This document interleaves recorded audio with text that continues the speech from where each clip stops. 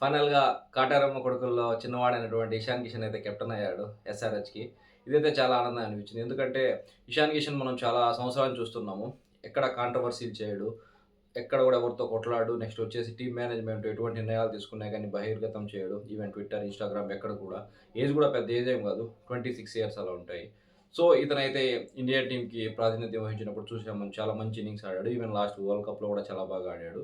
So, వీటన్నిటిని కారణంగా అయితే అతన్ని కెప్టెన్‌గా చేశారు. ఇక్కడైతే ఒక 1 వీక్ నుంచి జరుగుతుంది డిబేట్ అనేది. ఎస్ఆర్‌హెచ్‌కి కెప్టెన్ కమిన్స్ తర్వాత ఇషాన్ కిషన్ ఆర్ అభిషేక్ శర్మ అని.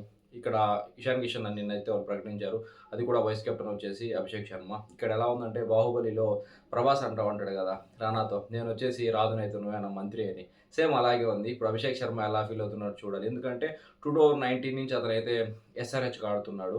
Ishan Kishan only last year మాత్రమే ఎస్ఆర్‌హెచ్ ఆడాడు. ఇక్కడ అంత సీనియర్‌ని కాదని ఒక 1 ఇయర్ ఆడినటువంటి ఇషాన్ కిషన్‌ని కెప్టెన్ చేయడం అనేది కొంచెం కష్టంగానే ఉంటుంది.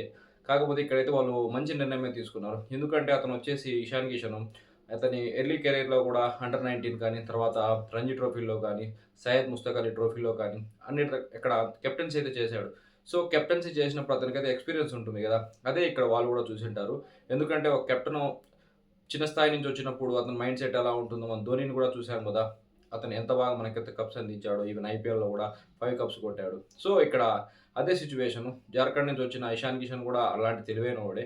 కాకపోతే అతనైతే కెప్టెన్సీ ఫిగర్‌గా ఎప్పుడు మనం చూడలేదు. కారణం ఏంటంటే కోహ్లీ, రోహిత్ శర్మ, ధోని వీళ్ళందరూ ఉన్నప్పుడు టీమ్‌లోకొచ్చాడు. అక్కడి నుంచి కెప్టెన్ అవ్వడం అంటే కష్టమే.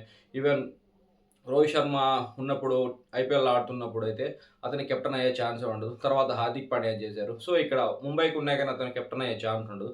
అతనైతే టీమ్ మారాడు కదా! మంచి పనే ముంబై ఇండియన్స్ అతన్ని రిటైన్ చేసుకోకపోవడం మంచిదయింది. ఎందుకంటే ఇంకొక 10 ఇయర్స్ ఉన్నా గాని అతన్నైతే ముంబై కెప్టెన్ చేయదు. ఎందుకంటే అక్కడ హార్దిక్ పాండ్యా కానీ, లేకుంటే ఇంకొక ప్లేయర్‌ని గాని చేస్తారు గానీ ఇలాంటోళ్ళని చేయదు. సో, ఇదైతే అతనికి చాలా మంచిగా జరిగింది. 1 ఇయర్ ఆడాడు. ఇప్పుడైతే కెప్టెన్ అయ్యాడు. ఈ కెప్టెన్సీ అనేది 5 మ్యాచ్‌లు ఉంటుందా? 10 మ్యాచ్‌లు ఉంటుందా? అనేది మనం చెప్పలేము. ఎందుకంటే కమిన్స్ వస్తాడు. తర్వాత అతనైతే రెస్ట్ మోడ్‌లో ఉంటాడు. ఏమన్నా సలహాలు అవి ఇస్తుంటాడు. ఒకవేళ అతను ఫుల్ ఫిట్ అయినాడనుకోండి 5 మ్యాచెస్ తర్వాత అలా అతనైతే మళ్ళీ కెప్టెన్సీ చేస్తాడు. సో, ఇక్కడ ఇషాన్ కిషన్‌కొచ్చిన తక్కువ మ్యాచ్‌లైనా కానీ అతను మంచిగా ఆడి టీమ్‌ని మంచిగా గెలిపించాడనుకోండి. నెక్స్టు ఒకవేళ కమిన్స్ రూల్ ఔట్ అయినా లేదంటే నెక్స్ట్ సీజన్‌లో కమిన్స్‌ని తీసుకోకపోయినా గానీ ఇషాన్ కిషన్‌కే కెప్టెన్సీ ఛాన్స్ ఉంటుంది. ఇదైతే చాలా మంచిగా అనిపించింది నాకు. ఈ మొత్తం సెలక్షన్ మీద మీరేమనుకున్నారో కామెంట్ అయితే చేయండి. ఎవరు కామెంట్స్ కూడా చేయడం లేదు. ఎందుకో నాకు అర్థం కావడం లేదు. సో, మొత్తానికి చూసుకుంటే ఇషాన్ కిషన్ అయితే ఒక గోల్డెన్ టైమ్ జరుగుతుంది. నేనైతే లాస్ట్ వీడియో కూడా ఇషాన్ కిషన్ గురించే చేశాను. ఎందుకంటే ఎక్కడ యూట్యూబ్‌లో చూసినా, ఇన్‌స్టాగ్రామ్‌లో చూసినా కానీ Ishan Kishan or Abhishek Sharma and Head అనే ఉంటది కెప్టెన్స్. కానీ నేనైతే ముందుగానే అనుకున్నాను ఇషాన్ కిషనే చేస్తారు. ఎందుకంటే అతను సయ్యద్ ముస్తక్ అలీ ట్రోఫీలో 500 చేశాడు. అక్కడ కప్పు గెలిపించాడు. తర్వాత వరల్డ్ కప్‌లో ఎటువంటి ఇన్నింగ్స్‌లు ఆడాడో మనం చూసాము. ఎక్కడ కూడా భయం, బెరుకు లేకుండా చాలా సింపుల్‌గా వచ్చి ఎక్కడ కూడా అగ్రెషన్ తగ్గకుండా రావడమే సిక్స్‌లు కొడుతూ పాకిస్తాన్‌తో అయితే ఆ మ్యాచ్ ఎప్పటికీ మనం మర్చిపోలేం.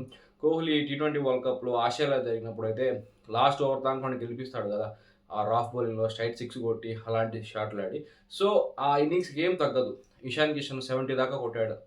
పాకిస్తాన్‌తో మ్యాచ్‌లో. ఎందుకంటే పాకిస్తాన్‌తో మ్యాచ్‌లో ఇషాన్ కిషన్ ఆడడం వల్లే మనమైతే మంచి స్కోర్ చేయగలిగాం. వాళ్ళనైతే ఈజీగా ఓడిపించగలిగాం. ఆ సిట్యుయేషన్‌లో ఇషాన్ కిషన్ ఔట్ అయిపోయుంటే నెక్స్ట్ వచ్చే బ్యాట్స్‌మెన్ ఎంత మట్టుకు ఆడతారో మనం చూసాం. ఎర్లీ స్టేజ్‌లో ఇండియా అంత గొప్పగా ఏం ఆడలేదు. సో, అక్కడ చాలా మంచి ఇన్నింగ్స్ అయితే ఆడాడు. సో, అటువంటి ఇన్నింగ్స్‌లు ఆడిన తర్వాత అతనికైతే మంచి కాన్ఫిడెన్స్ ఉంటుంది. సో, ఇక్కడ ఎస్ఆర్‌హెచ్‌కి ఆడుతున్నప్పుడు కూడా కాన్ఫిడెన్స్ అయితే బాగుంటుందనుకుంటున్నాను. ముఖ్యంగా ఎస్ఆర్‌హెచ్‌కి పెద్ద డ్రాబ్యాక్ ఏంటంటే వాళ్ళు 300 కొట్టినా గాని 300 చేంజ్ చేసుకునే అంత మంచి బౌలింగ్ ఉంది వాళ్ళ దగ్గర. సో, అటువంటి బౌలింగ్‌ని పెట్టుకొని ఎంత మంచి కెప్టెన్ ఉన్నా, ఎంత మంచి బ్యాటింగ్ ఉన్నా గాని కష్టమే. లాస్ట్ ఇయర్ కూడా చూసాము.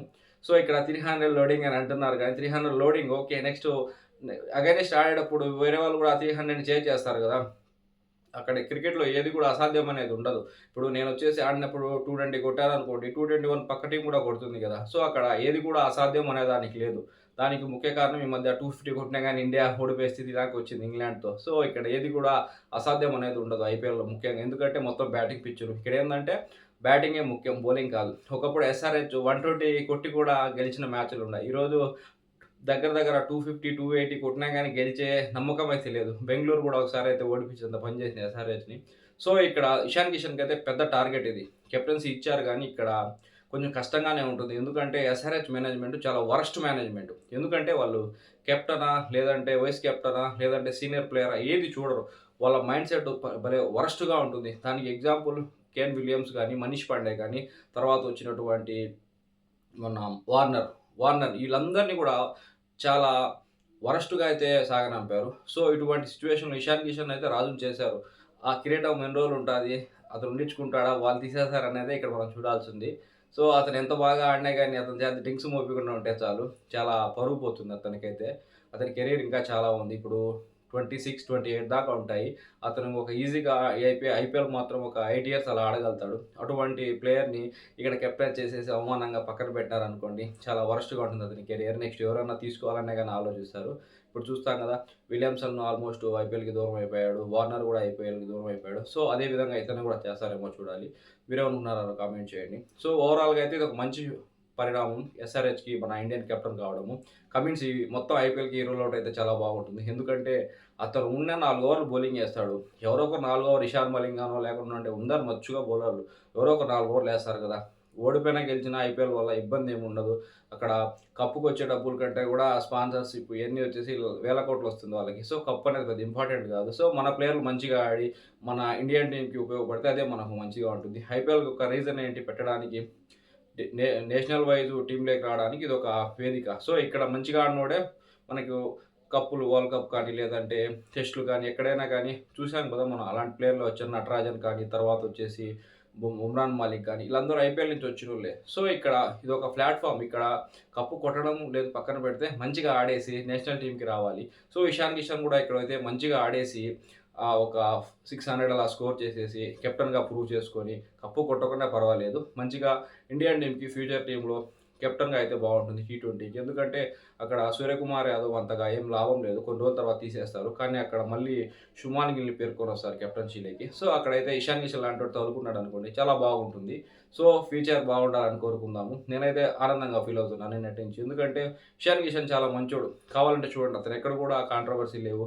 గర్ల్ ఫ్రెండ్స్ ఏసుకొని వచ్చి హార్దిక్ పాండ్యా లాగా స్టేడియంలో ఎగరడము, జెండాలు కప్పుకోవడము, లేదంటే మన ఇతనున్నాడు కదా! పృథ్వీ షా కెరీర్‌లో మంచి లైమ్‌లైట్ వచ్చిన తర్వాత డ్రగ్స్‌కు బానిస అయిపోయి తర్వాత కెరీర్‌ని పోగొట్టుకొని ఇప్పుడు బయట తిరుగుతున్నాడు. సో, అటువంటి సిట్యుయేషన్స్ ఏవి కూడా ఇతను క్రియేట్ చేసుకోలేదు. ఈవెన్ 2 ఇయర్స్ వచ్చేసి టీమ్‌కి దూరంగా ఉన్నా గాని అతనైతే మంచిగా ప్రాక్టీస్ చేసి రంజీ మ్యాచ్‌లు ఆడి, సయ్యద్ ముస్తక్ అలీ ట్రోఫీ ఆడి లైమ్‌లైట్‌లోకి వచ్చి ఇక్కడ ఓజా తర్వాత వచ్చేసి ఆర్‌పీ సింగ్ చాలా వరకు అతనికైతే హెల్ప్ చేశారు.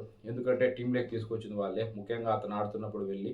సో, అటువంటి సిట్యుయేషన్‌లో వచ్చాడంటే అతను చాలా స్ట్రగుల్ ఫేస్ చేసి ఉంటాడు. మంచి కాన్సంట్రేషన్ కూడా ఉంటుంటది. సో, అటువంటి ప్లేయర్ ఖచ్చితంగా ఇక్కడైతే సక్సెస్ అవుతాడు అనుకుందాం. Thanks for watching this video. మీరేమనుకుంటున్నారో కామెంట్ చేయండి.